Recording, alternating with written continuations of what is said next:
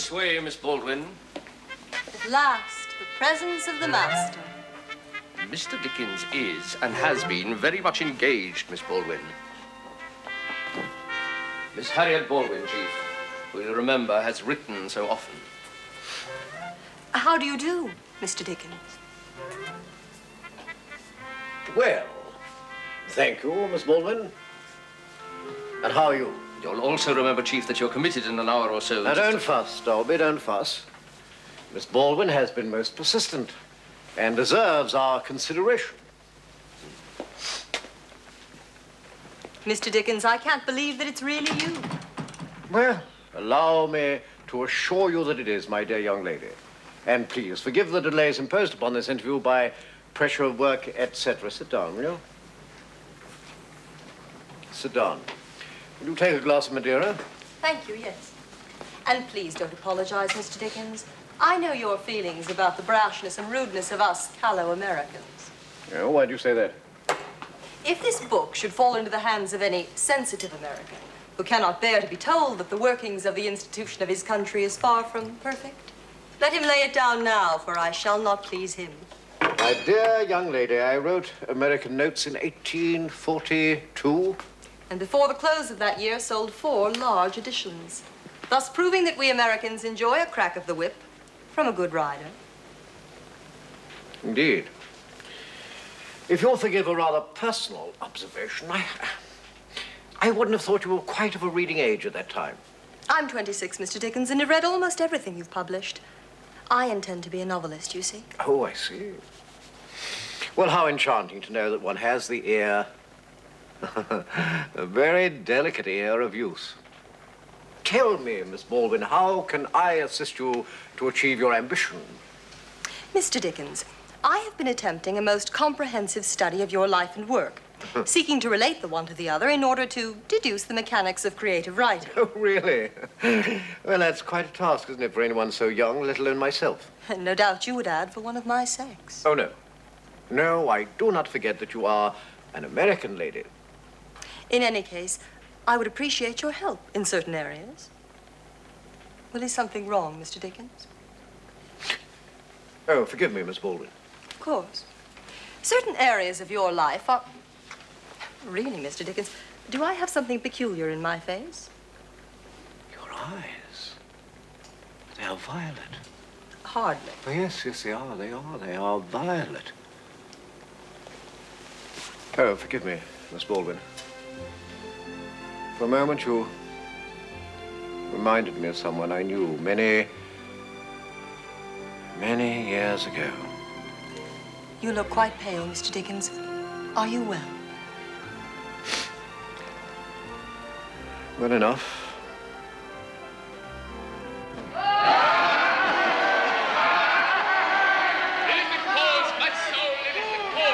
Good God. It's Charles. Remarkable fellow. Put out the light, and then put out the light. If I quench thee, thou flaming minister, I can again thy former light illume, should I repent me. But once put out thy light. As good as Charles, damn good. Shush, Potter. I know not what is that Promethean heat that can thy former light relume. Ain't you gonna kiss me? Who's there, Othello? Aye! Will you come to bed, my lord? Have you prayed tonight, Desdemona? Aye, my lord. You think yourself of any crime as yet unreconciled to heaven and grace, solicit for it straight. Yes, my lord. What do you mean by that? I would not kill thy unprepared spirit. I always like this bit where it does her in. Shut up, Potter. Soul, Kill me not. out, strumpet. Kill me tomorrow. Let me live tonight. Down, strumpet. He's too late. Well done, Charles. Here, you. Yeah, I've got a bone to pick with you, Mr. Belleville, or Belleville, or whatever your bloody name is. What is it, my dear? Well, like he's supposed to kiss me, ain't he? I'm half rough and all. when he done a killing. The scene we played is my own edited version and carries, I think, a certain speed and tension which the original sadly lacks. Come again? As to the rest, I was perhaps a little carried away by emotion. Here, my dear. Oh, all right then. But I'm blowed if I do Desi for you again.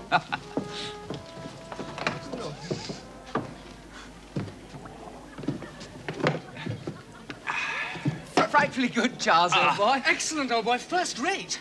And that's the one who knows good fustian. Jolly good. Excellent. Thank you, gentlemen. Never remembered that scene going so fast before. Exactly. I've always thought it dragged somewhat myself. Well, you've certainly had your guinea's worth out of that, sir. Thank you, sir. Mind you, Othello is normally a 2-guinea part.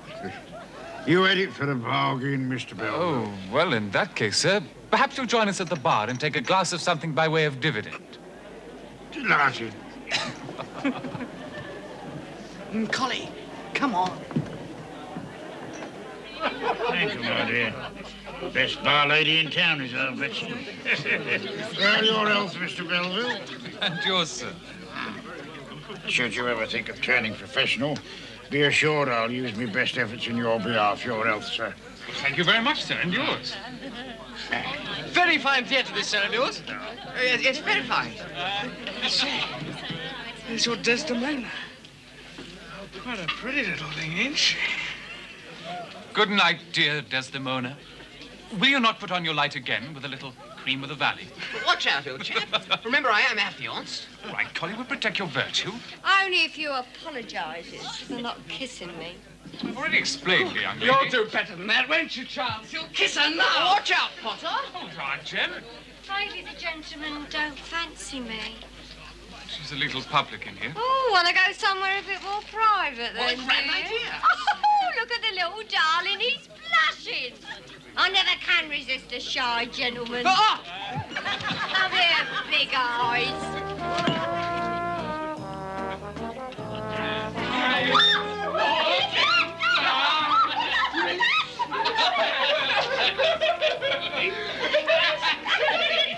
All right, then. Come on, gentlemen. Let's get down to the serious business of the evening. Come one, come all. I'll take on the 3 of you for a sovereign. Good Lord. Cheaper than price, my lovely. What do you say, Charles? Cats and funny. He's had one over the 8 years. I doubt he'll be a starter. I say, I think it's frightful lady. I bet we go. Come on, matey. Quickly up the alleyway. Won't take much time. Oh, is you indeed? Come here. I'll take on you and the blackie for half a sovereign. Out, strumpet. Down, strumpet. Oh, watch out. Poor chap, I think it's getting frightfully late. But go home. The cause, my soul. Here's the cause. Got half a sovereign, have you, then? Give it here. That ain't half a sovereign. It's all I've got left tonight, my girl.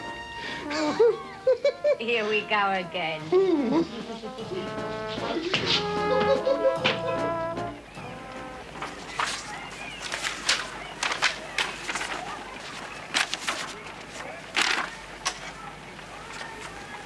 All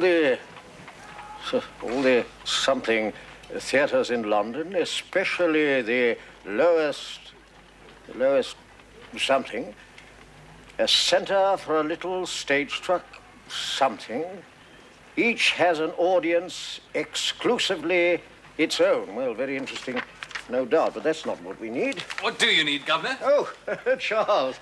Oh, my boy, I'm looking for Lord Grey's speech.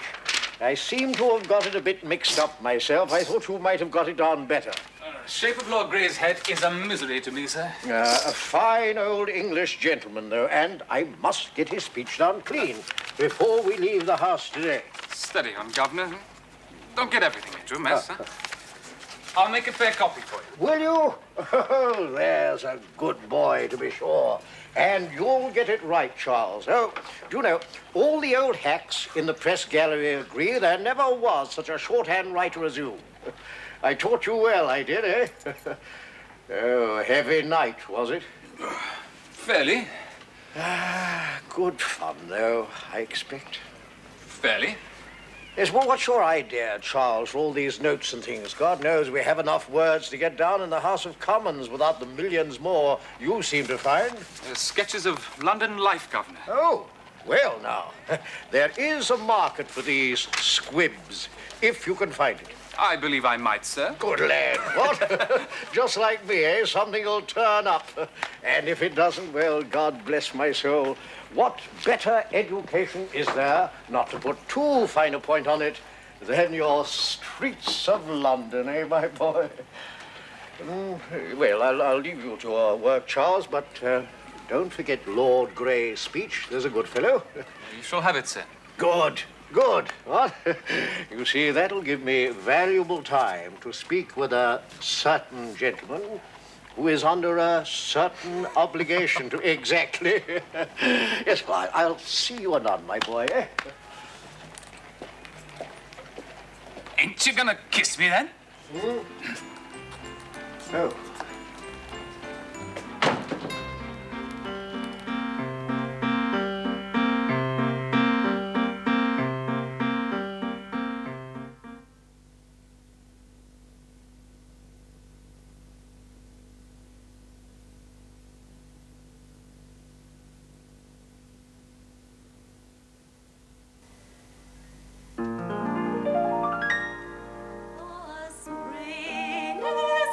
What's his name, my dear? The one with the fancy tie. No, it's one of the moles. No knowing which. A mole? Oh, yes. A mole it is. Ain't they the ones in tea? No, they ain't, my dear. David's the one in tea. Oh, yes. Well, Margaret, you'll have our second best tea set when they wed. Very suitable, my dear. Who's that soppy sort of young fellow eyeing Maria like a lovesick spaniel? Oh, I hates that kind of silly young fellow. That's that nice young Henry Austin. Family connected with the baronessy, Mrs. Porter tells me. Nice enough young lad, in course, but soppy. That's another mole, I believe, with the braided coat. Ain't he a soldier, my dear? No, he ain't. He's a clerk in something or other, of no consequence whatsoever, my dear. Well, now, who is that our Marianne was talking to? I ain't seen him at our musical evenings before, my dear. He's that, Mr. Dickens, young Henry Colley, said he was bringing. Mr. Dickens, eh? And that is his sister playing the piano so well. Pretty little thing.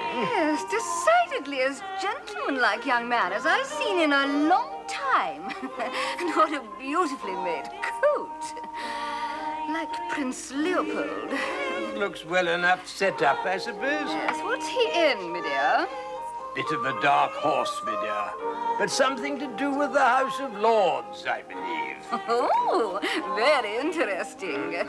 But a bit foreign-looking, ain't he? Bit big in the nose, hmm? Dash, Marianne's got him. No, he's making a beeline for our Maria. Miss Maria, I was warned you played like an angel. Yes. Nobody told me it was a simple matter for you to do so, since you're quite clearly nothing less than a divine being yourself. I say. Goodness. Have we met before? I mean, well, oh, Daphne, you naughty girl. My name is Charles Dickens. I'm your servant and worshipper all my life, Miss Beaton. I say. What's he saying? Oh, silly girl, stand up to him. Tell that silly young Austin to get off and away. Don't get so excited, my dear. George, I'm sure of it now. Mr. Dickens is somebody. Go not yet, my love. The night is dark and vast. The white moon is hid in the heaven above, and the waves climb high and fast. Bless me soul, it's poetry, ain't it? Shush now, George. But it's poetry. Very nice, too. Shush now. Well, he ain't one of them poets, I hope. Why not? Grow Oh, closer it to can my be heart. somebody. Oh, My heart is yes. warmer, surely, than the bosom Lord of the Byron was somebody, weren't he? Joy, oh bliss of blisses. My heart of hearts are thou. Come, Bathe me with thy kisses, my eyelids and my brow. Hark, how the wild rain hisses, and the loud sea roars below. That'll be enough of that, I should think. George, you may now present Mr. Dickens to me. Yes, of course. So, Mr. Dickens, you are an admirer of Mr. Tennyson. I think him most promising, yes. Oh, indeed he is. I have always thought that if one is unable to compose a good poem oneself, one should at least learn to recite someone else's well. Mr. Dickens, what a pretty verse that was. Did you make it up yourself? Oh, no, Maria, dear. Mr. Dickens has only borrowed it for the evening. Oh, Daphne loved it. And so did I. Perhaps I may dedicate a poem of my own. To you, sometime, Miss Beadnell. Oh, goodness. What a lark that would be. Oh, but what would Mamma say? We shall soon hear. Splendid. I say, Mr. Dickens. Mr. Beadnell, sir.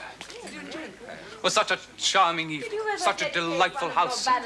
May I introduce you to Mrs. Beadnell, sir? Dear Mrs. Beadnell. Oh, how fascinating it is to meet the mother of such talented and enchanting daughters. There you are, George. I told you Mr. Dickens was somebody of taste. You should have heard the verse, Mamma. It was so jolly, Daphne almost swooned. Daphne? Daphne.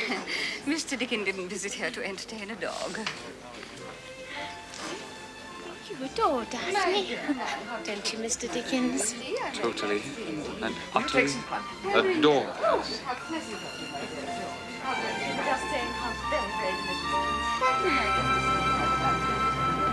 I'm in love! Oh, I'm in love!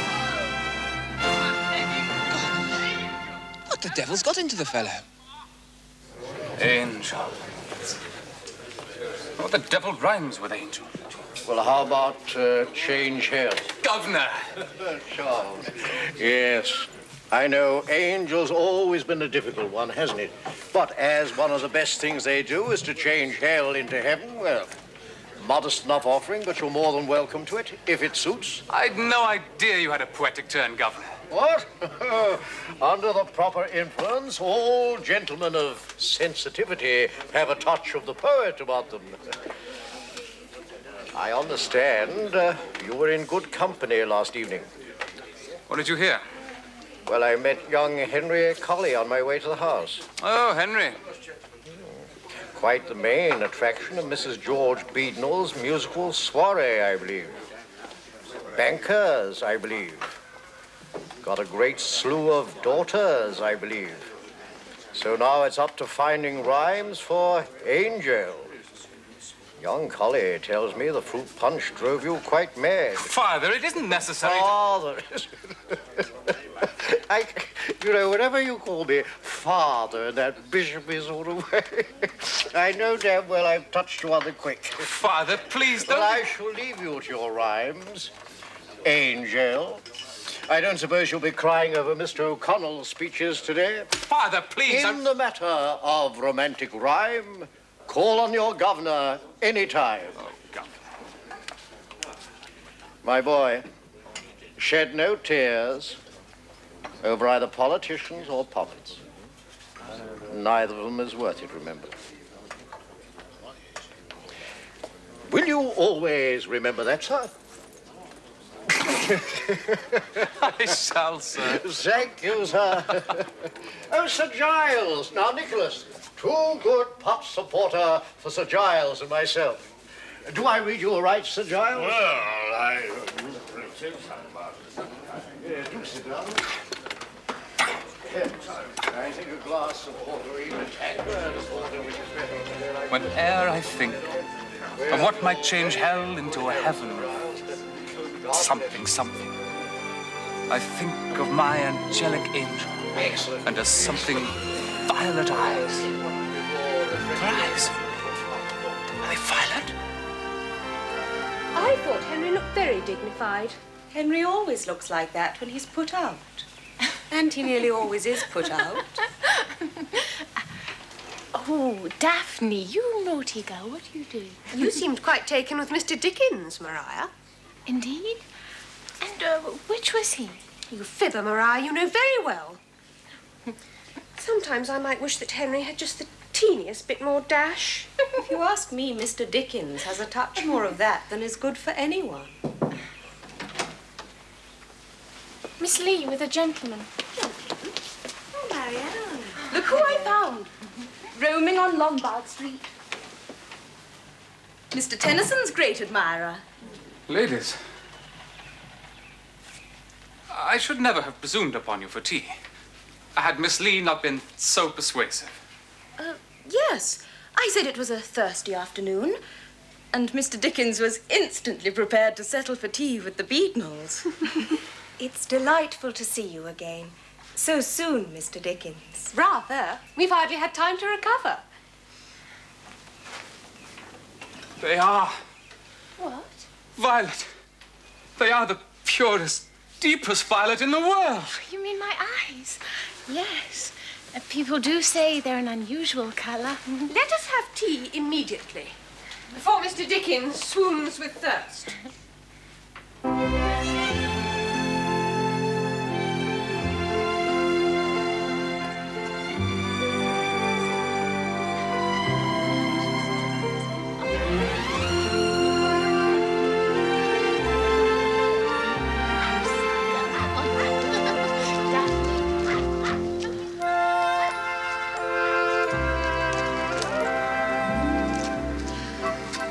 Dearest Maria is not exactly a brilliant conversationalist, but she does have the greatest concern for the welfare of domestic animals.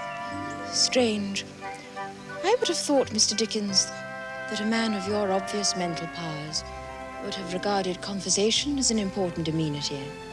Indeed I do, Miss Lee. And I get a great deal of it. With my male companions.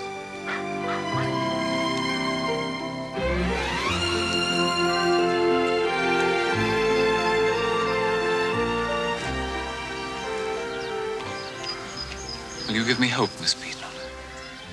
Hope? May I wait on you, attend you, talk to you, see you again and again? I'm sure you may come to tea as often as you like, Mr. Dickens. Whatever you command, angelic lady.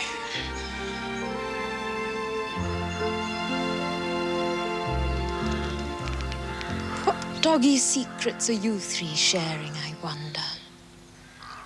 Governor, but I need more money. Much more, sir. Well, what about your stories and squibs, eh? They're damp. They don't take off. I need more money, sir. The badge of all our tribe. But my boy, it really can't be as serious as all that, can it? Father! This is my fate. This lady is my destiny. I know it, sir. And my boy, I know how final these claps of vernal thunder may sound, like the end of the world, Nicholas. But you see, natural science tells us it is merely two little clouds meeting in the spring. I don't care for the image, sir, nor do I think it appropriate to the present case. Oh, well, suit yourself. You, what? You, a fully developed man of the world, not yet 20, inform me of something I've known all my life, id est, that one must earn much more money. Oh, surely, Charles, you didn't expect me to offer you anything more comforting than philosophy, did you? Oh, forgive me, Governor. Let me ask you something purely practical. Oh, well, in that respect, allow me to be your guide. Lay on, Macduff. Now, you've been intimate with actors all your life. Actors? Oh, I should say I have, eh? And why not? Oh, thank you, Nicholas. Thank you. Some of them, not many, I admit, are damn fine fellows. Little unreliable, perhaps, but... Did you ever know a rich one, sir? Rich? Oh, well, you see, I mean, rich he is, as rich may be. And what does that mean, sir? What does that mean? What does that mean? Well, that means, you see, as in my case. You see, or in the case of any gentleman of a self-supporting character and independent means. Why, in such cases, one day is rich, you see, and another day is poor. Now, that's natural enough, surely. Take the case of Mr. Charles Matthews. Oh, Charlie. What? Dear Charlie. Oh, now, you see, there is an artist. I mean, there is an actor and a gentleman. What would he earn in a year, would you say? Who, Charlie? Oh, well, you see, yes, well, sometimes, you see, he would earn one thing. What? And then sometimes he would, not to put too fine a point on it, he would earn, in a word, another. I don't quite get the drift of this discussion, my boy. I've followed Matthew's career for some time now, sir. And I know for a fact that on numerous occasions, for one night's work, he has earned as much as £100. £100? God bless. Well, he would, wouldn't he? I mean, why not?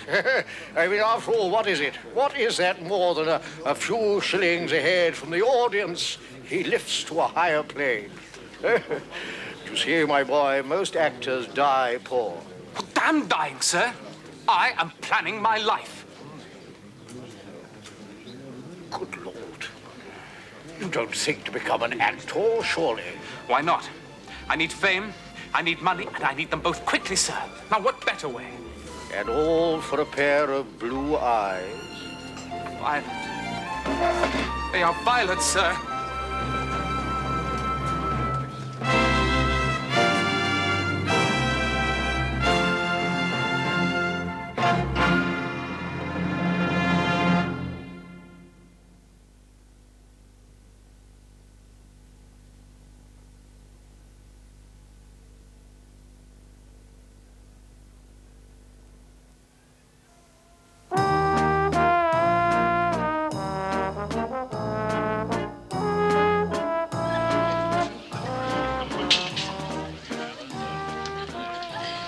Finish me off then, have you, Blackie? Look for the manager. Dead drunk in the pit, I dare say. I'm stone cold sober myself. You, sir? Yes, sir. You remember me? Of course I do. I played here last night. Of course you did. Scotch King, wasn't it? Oh, Lord, it's a dry night. Ah, what'll you take, sir? Oh, a touch of the old Tom tonight, I think, Betsy. The old bones are creaking with mortality. Yes, indeed, sir, yes. As fine a rendition of Hamlet as I ever seen. Who's Othello, actually?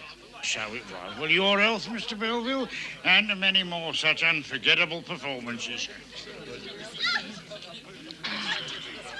The same again, Betsy. Well, now, sir, what can I do for you? Well, I'll be brief, sir. I have it in my mind to take up the profession. You don't say so. Well, it's a hard game, sir, and there's not much going at the present, believe me. Oh, I don't intend to make my professional debut yet, sir. Wise. Very wise decision. You see, I propose studying the subject in some detail first. Wise. I can see you have a grand future before you. I'm glad you think so, sir. Now, who would you suggest that I go to for lessons? Lessons? In the thespian art. The thespian? Oh, I see, yes. Well, I've never heard of anyone taking lessons before, but well, I suppose something could be arranged for, Understood. You see, I consider all things can be learned with application. Wise. Or take brickagraphy. Take what? Gurney's system of shorthand writing. Oh, yeah. Half a guinea for the book, endless hours of study. Result? Yeah. I am the fastest, most accurate shorthand writer in London today, sir. Well, now, Mr. Millville, wasn't it? Belleville, actually. Oh, yes, sorry, boss, yes. Now, I have a most distinguished and accomplished associate in the profession who I think might be able to help you. Good. In course, in course, sir, yes. I am dying, Egypt, dying. Only I hear importune death awhile, until of many thousand kisses the poor last I lay upon thy lips. Oh. I'm dying, Egypt, dying. Moving, is it not? Indeed it is, Mr. Carriage. Very moving, Mr. Belviller. My Antony brought tears hot as blood and sprouting like fountains from the eyes of the dull plebs often and often. I believe you, Mr. Carriage, although I never had the good fortune to see your performance myself. Of course you never had the good fortune to see my performance. And why? Because for some time now, I have been denied access to the apron by inferior talents who have usurped my rightful position as head of the English theatre. But no more of that. Let me attend to your problems. Shall I try the speech now, Mr. Carriage? Try the speech? I should say not, sir. Can you sit? Can you stand? Can you walk? No, sir, you cannot. Therefore, you may not try the speech. Walk? Aye, walk. And, breathe, sir. Remember, the actor learns all afresh until the least movement, every appearance, the least flicker of the eyebrow bespeaks him a thespian. Now, sir, take that chair. That one? The same, sir. What shall I do with it? Put it down, sir. And sit on it. Exactly, sir. Now that is what you, as of now, a mere pleb, may call sitting. Get up, sir. Over there. Now watch how an actor seats himself.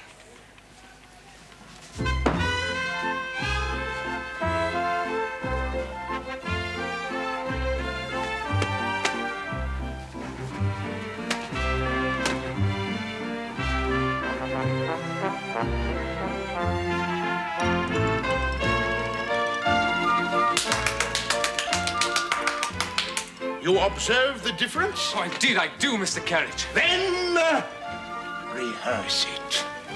There. That's your first lesson, sir. Good day to you, Nicholas. Good day to you, Ma. Gentlemen, your servant. Mr. Crouch, did I not see you last night at Macready's Hamlet? Magnificent performance, sir. Macready excelled himself. I swear he put the great Garrick to shame.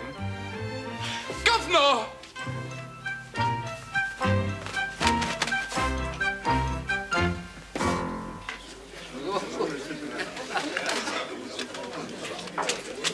Are you feeling all right, Charles? Top hole, sir.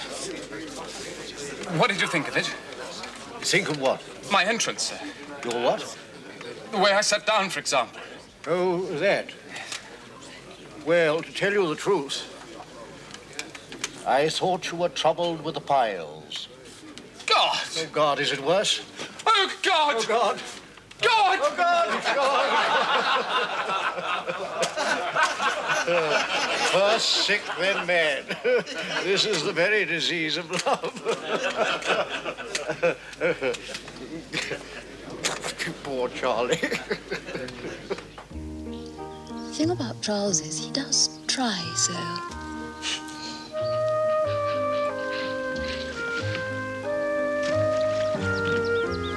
So, my income from shorthand writing may exceed £1,000 per year. Pardon? Look, Daphne. There's a little fish. Oh, no. It's only a beetle. I'm able to earn upwards of £1,000 per year from my shorthand writing. And then I'm expecting every day that the monthly magazine or some such paper has accepted some of my stories and vignettes.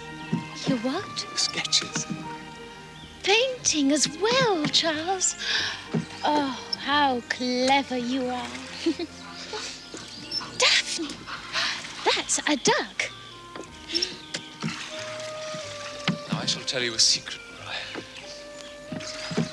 Oh, we have a secret, don't we, Daphne? Must not mention it to a soul. Oh, not even Daphne. Of course. Daphne must know everything. The fact is, I've applied to Covent Garden for an audition. Mr. Charles Kemble has said that he will see me as soon as they finish getting up the Hunchback. Hunchback? Oh, how horrid. Oh, my dearest, the Hunchback's a play. Anyway, as soon as they finish getting it up, they will audition me, and then I shall have further income from acting. Acting? Are you to be an actor, then? Well, why not? It's an excellent way of earning both fame and fortune, which I shall keep at your adorable feet. Oh, Daphne, our little baby paws are going to be covered with Charles's fame. Please, Mariah, you must take me seriously, my dearest dear. You are such a serious boy, Charles. How could one take you any other way? Boy, I'm a man, Mariah. You are a woman. Angel, but a woman also. I don't think you should talk to us like that. Well, do you, Daphne?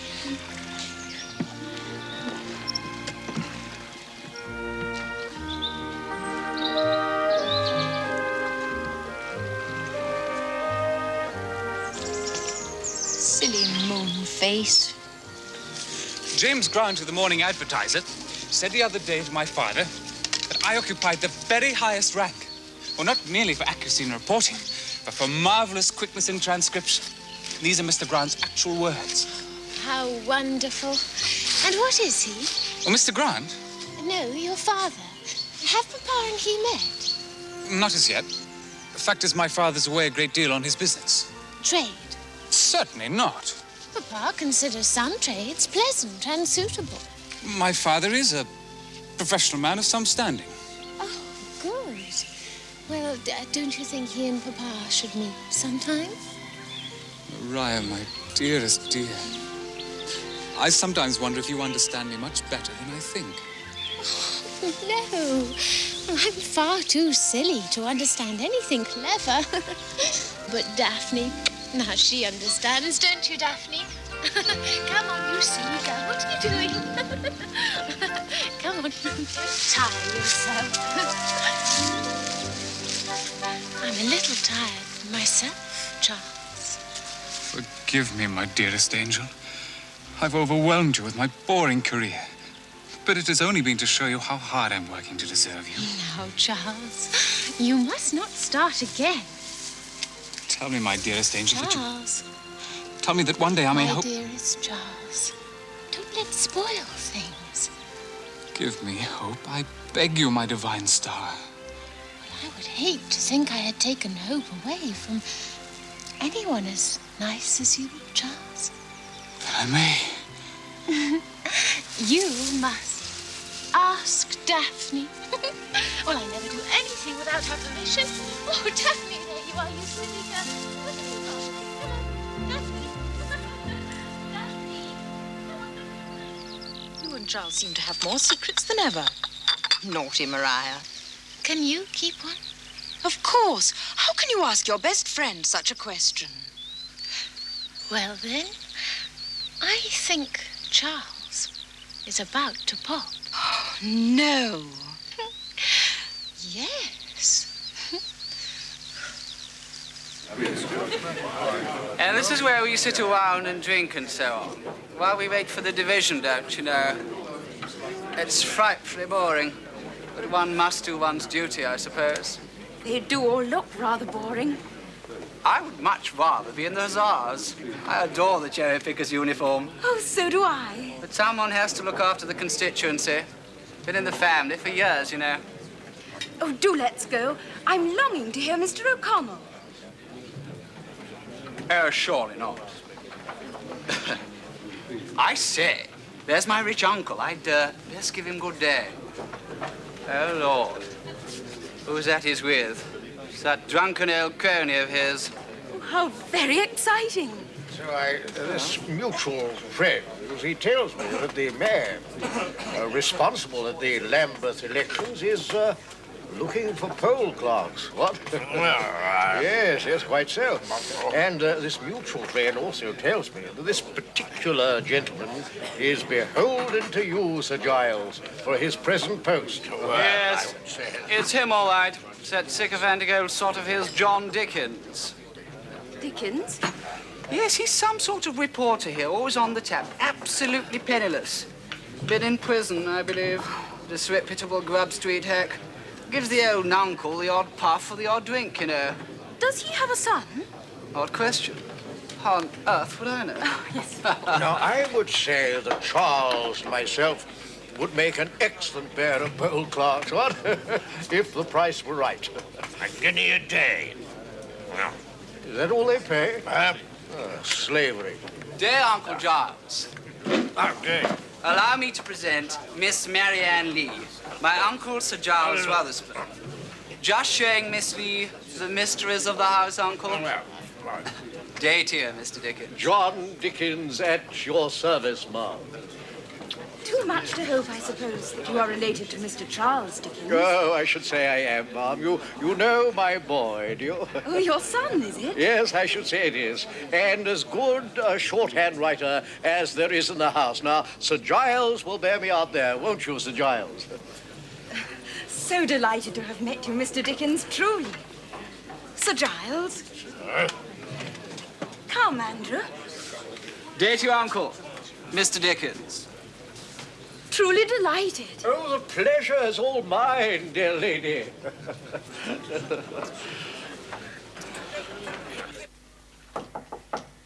Go away. Uncle Beadnell?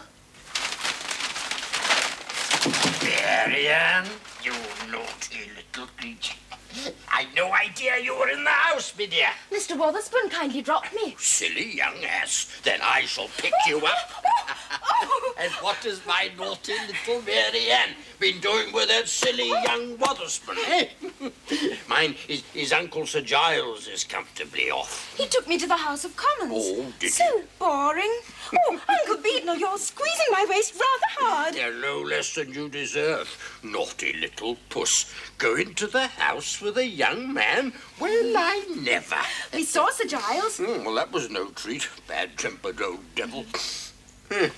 What's that you've got on? Scent, is it? Oh, it's a naughty little puss. And who do you think was with him? Don't give a tinker's curse. Come here, Marianne. Mr. Dickens, that's who. What, Charles? Well, he works there sometimes. Now, come here, naughty nibs. No. Mr. John Dickens, Charles's father. And do you know what Andrew told me? That you're the prettiest puss in town, I expect. If he had any sense, that is. Which he ain't. Now, Uncle Beadnell, you must listen. It's of the utmost importance to our dearest Mariah's future. Well, tell me, Marianne. Tell all. Well. What have we here? Oh, it's that, my dear, is it? Oh, well. And where is Charles tonight? I'm not too sure, my dear. You know, I do wish Charles would put down a better cellar. This Madeira of his is shocking sweet. I never see Charles these days.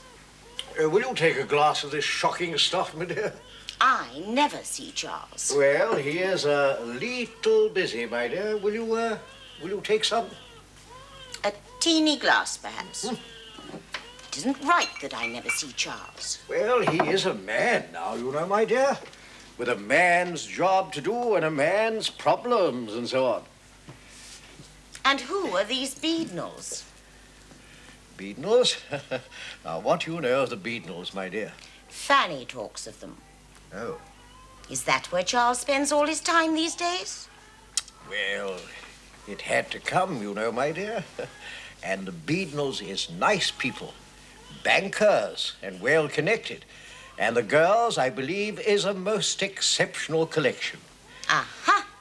So it is a girl, then? Very possibly so, my dear. In the course of nature, it needs must be sooner or later. And I can only hope that when it does come, our dear boy will be as fortunate and as happy as I have been and am in the orisons of my own divine nymph. Oh, dear John. Eternally romantic. But that is not the point. We should have been brought to meet these Beatonals if there's something afoot. I am keeping a weather eye on it, my dear. Never fear. It seems I am the only one to be told nothing in this family. Ah, my dearest heart, there is nothing to tell. Yet. Now let us suppose that the dinner is done, and the guests have rolled on the floor one by one. I will not by any means raise up the question whether they owe their deaths to indigestion. We'll say that all going on much longer? It's a terrible sight. I wouldn't mind if But you were I'll try actually my somebody. And their epitaphs right. Here lies Mr. Beadnell beyond contradiction. An excellent man and a good politician. His opinions were always sound and sincere. Come here, you reformers. For him, drop a tear. That's telling him. He'll have to go, all the same.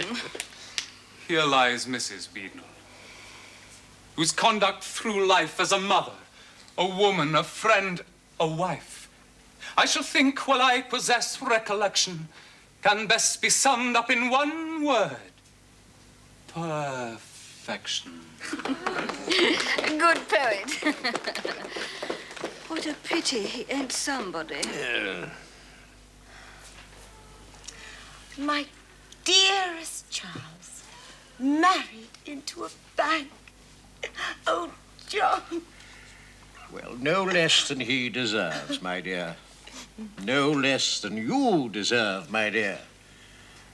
And as for me, I don't deserve a bank. But by God, I've always needed one. Last, here's Charles Dickens, who has now gone forever. It's clear that he thought himself very clever. His death wasn't sudden. He had long been ill. Slowly he languished and got worse, until no mortal means could the poor fellow save. And a sweet pair of eyes sent him home to his grave.